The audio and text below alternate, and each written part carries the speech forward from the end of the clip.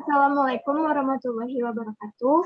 Kami dari kelompok 2, kelas 1C tahun 2021, ingin mempresentasikan tentang penulisan kata untuk pertemuan kedua. Yang pertama kita akan perkenalkan diri kita terlebih dahulu. Perkenalkan, nama saya Fadil Jasmine dari kelas 1C. Perkenalkan, nama saya Giska Arini Ritmadanti. Saya Farisa Jasmine Pasya. Perkenalkan, nama saya Malia Anissa. Perkenalkan, nama saya Kalimul Fahmi dan Perkenalkan, Dilan Fisabila Hayawina. Materi pertama akan dipresentasikan oleh saya sendiri.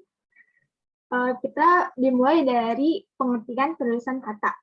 Penulisan adalah proses, cara, perbuatan menulis atau menulis, sedangkan kata itu adalah unsur bahasa yang diucapkan atau dituliskan yang merupakan perwujudan kesatuan perasaan dan pikiran yang dapat digunakan dalam berbahasa.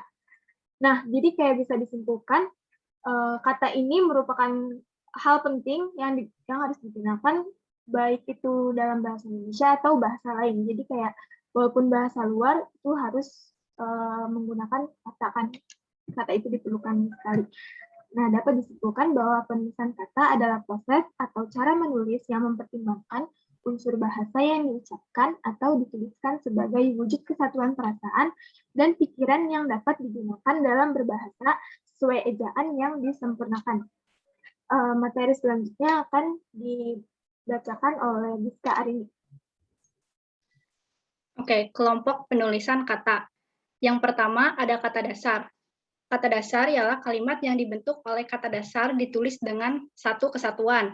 Contohnya, yang pertama, buku itu sangat tebal. Yang kedua, Bapak minum kopi. Yang kedua, kata turunan. Kata turunan dibentuk dengan menambahkan imbuhan, awalan atau akhiran, pada kata dasarnya. Penulisan ditulis serangkai dengan kata dasarnya. Contoh, tali itu bergetar. Adik bermain di taman. Ia menengok ke kiri. Yang kedua, jika bentuk dasar berupa gabungan kata, maka awalan atau akhiran ditulis serangkai dengan kata yang langsung mengikuti atau mendahuluinya. Contoh, 1. Sebarluaskan berita itu. Yang kedua, mereka bertepuk tangan. Ketiga, jika berbentuk dasar yang berupa gabungan kata mendapat awalan dan akhiran sekaligus, untuk gabungan kata itu ditulis serangkai. Contoh, menggarisbawahi, menyebarluaskan, dan dilipat gandakan. Yang keempat, jika salah satu unsur gabungan kata hanya dipakai dalam kombinasi, gabungan kata itu ditulis dalam serangkaian. Contoh, adipati, aeromedika, antar kota, anumerta, audiogram. Next. Selanjutnya, dijelaskan oleh Tasya. Ya, yang ketiga ini ada kata ulang. Kata ulang itu bentuk kata yang memiliki pengulangan kata dasar yang dapat diartikan sebagai menciptakan arti baru. Seperti contoh, kupu-kupu, anak-anak, pauk-pauk, ramah-tamah, dan sebagainya. Selanjutnya ada kata ganti. Kata gantiku dan kau ditulis bersambung dengan kata yang mengikutinya. Namun, kata gantiku, mu, dan-nya ditulis bersambung dengan kata yang mendahulunya. Contoh, mobil itu sudah ku jual. Contoh lainnya, buku yang sudah dibeli ini boleh kau baca. Next. Yang kelima, kata depan. Kata depan di, ke, dan dari ditulis terpisah dari kata yang mengikutinya, kecuali di dalam gabungan kata yang sudah lazim dianggap sebagai satu kata seperti kepada dan daripada. Contoh, bermalam sajalah di sini. Yang kedua, kemana saja ia selama ini? Ia datang dari Surabaya kemarin. Yang keenam, ada gabungan kata. Gabungan kata yang lazim disebut kata majemuk, termasuk istilah khusus, unsur-unsurnya ditulis berpisah. Contohnya, duta besar, orang tua, dan kambing hitam. Next. Apabila terdapat gabungan kata yang bisa menimbulkan salah pengertian, kata tersebut ditulis dengan memberikan tanda hubung. Contohnya anak istri kolonel. Anak istri kolonel. Lalu yang ketiga, apabila terdapat gabungan kata yang penulisan terpisah, maka penulisannya tetap terpisah jika mendapat awalan dan akhiran. Contohnya bertepuk tangan, garis bawahi, sebarluaskan. Yang keempat, gabungan kata yang sudah, maaf ini belum selesai tadi. Nah, yang keempat itu gabungan kata yang sudah dipadu ditulis serangkai. Contohnya ada kalanya, apalagi, bagaimana, barangkali, duka cita. Selanjutnya akan dijelaskan oleh teman tim saya. Yang ketujuh, singkatan dan akronim. Singkatan nama orang, gelar, sapaan, jabatan, atau pangkat diikuti dengan tanda titik pada setiap unsur singkatan. Contohnya, yang pertama, W.R. Supratman, sama dengan W. Rudolf Supratman.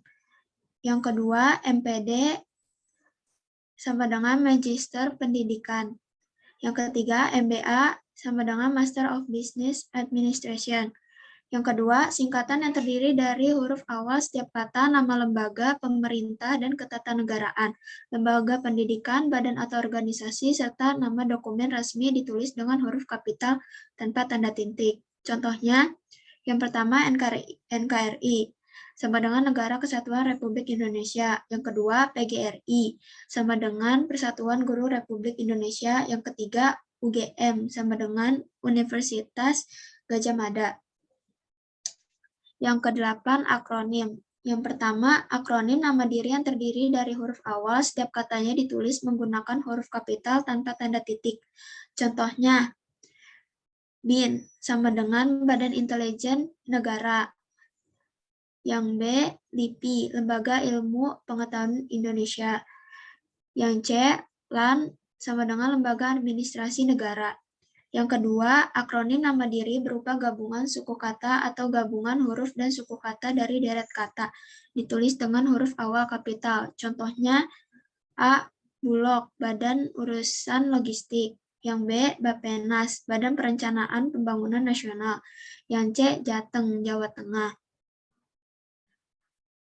Yang ketiga, akronim bukan nama diri yang terdiri atas gabungan huruf awal serta suku kata atau berupa gabungan suku kata, ditulis memakai huruf kecil. Contohnya A. Puskesmas, Pusat Kesehatan Masyarakat.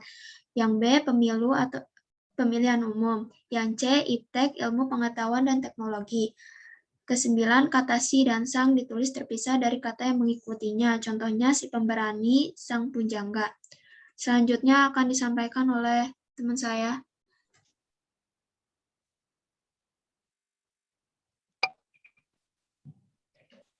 Selanjutnya dari kelompok penulisan kata yang ke-10 ada partikel. Yang pertama ada partikel lah, kah, dan tah. Ditulis serangkai dengan kata yang mendahuluinya. Contoh, bacalah buku ini. Siapakah pelaku penikaman minggu lalu? Yang B ada partikel pun yang ditulis terpisah dari kata yang mendahuluinya. Contoh, apapun. Jadi katanya itu terpisah. Apapun yang terjadi, aku akan tetap menanti dan mencintai dirimu. Yang C ada partikel per. Ditulis terpisah dari bagian kalimat yang mendahuluinya. Contoh, hari Halloween dirayakan per 31 Oktober. Yang Selanjutnya akan ke-11, dijelaskan oleh partner saya. yang ke-11 ada angka dan lambang bilangan. Angka dipakai untuk menyatakan lambang bilangan atau nomor dan untuk menyatakan ukuran, panjang, berat, dan isi. A. Penulisan lambang bilangan yang dapat ditanyakan dengan satu atau dua kata ditulis dengan huruf, kecuali jika beberapa lambang bilangan dipakai secara berurutan seperti perincian. Contohnya seperti 15, 70, 195A. Yang B, lambang bilangan awal kalimat. Contohnya seperti 2, belasan, dan puluhan.